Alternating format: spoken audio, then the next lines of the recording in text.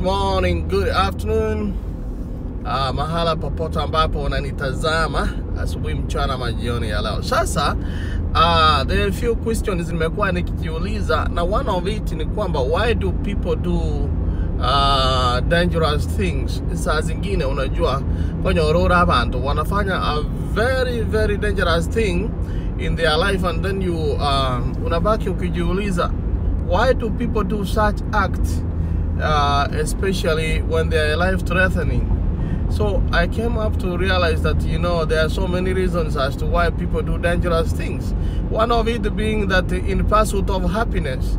Kuna mtu ambaye anatafuta happiness kabisa, anasema kwamba once I achieve something, I have to pursue something. For instance, tuseme kwamba unaona skating. Unaona kama mtu anapanda mlima, kuna mlima ambao ni very dangerous kupanda, lakini sasa kwa sababu tuseme kama mtu anataka kupanda Mount Everest, somebody wants to climb Mount Kenya, saa zingine huko juu anaambiwa is very dangerous, kuna mambo mengi ambayo yanaweza kutendeka ukiwa huko juu, but somebody goes ahead and climbs that mountain simply because he wants to feel happy. Saa zingine so many things are life-threatening, lakini kwa sababu you want to feel happy after accomplishing certain things, then you just want to pursue them. Because I didn't have much time, I want to very quick rush into another thing. Why people do dangerous things, representing certain groups. Watu wanafanya mambo kama hayo so that they can represent other various or certain groups. Kwa mfano,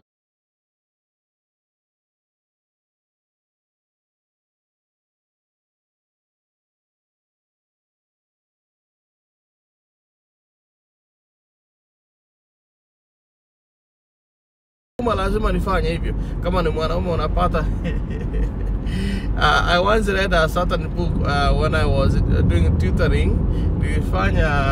Nilifundisha kitabu kinaitwa A Man of the People, and there was certain man, unaona Odilia, kuna certain man mwenye alikuwa amepandisha mwanamke, amebeba mwanamke kwa baiskeli, and then anafika kwa mlima.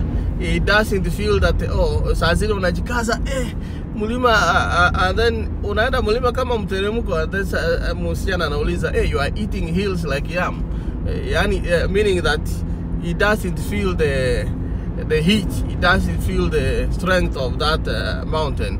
Why? Reason being ni kwamba huyu mwanaume he has a certain factor yenye na pressurize, ambaye ni msichana. Watu wamefanya mambo mengi kwa ajili ya kusukumwa na wanawake na wanaume na kundi fulani la watu. That's why you find some people do dangerous things.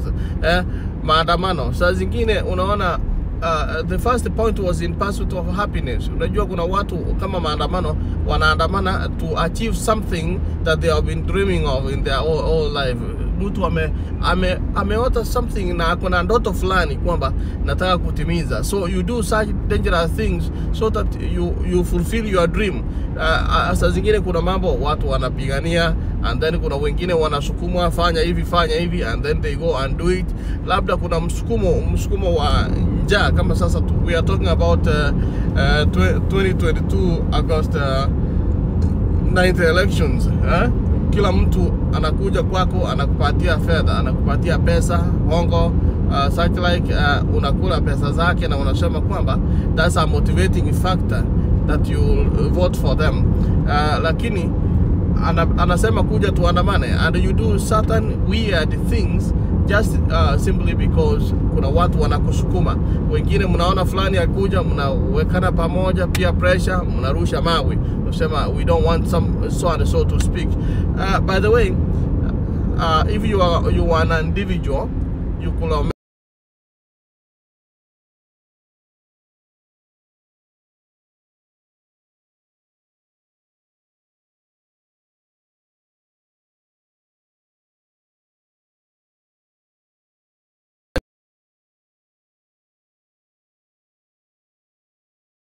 many things.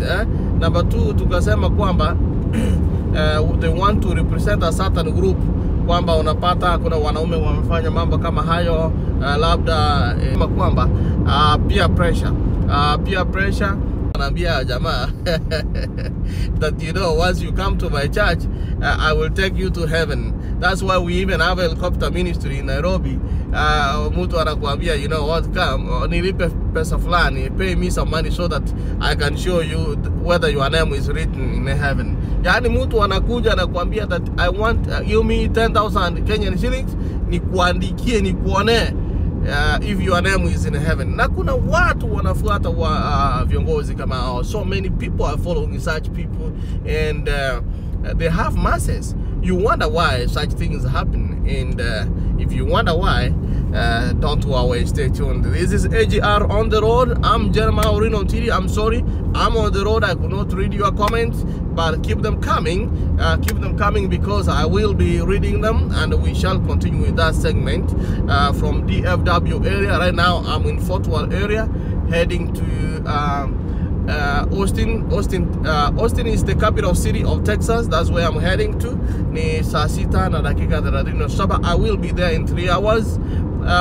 Probably in 3 hours I'll be there. So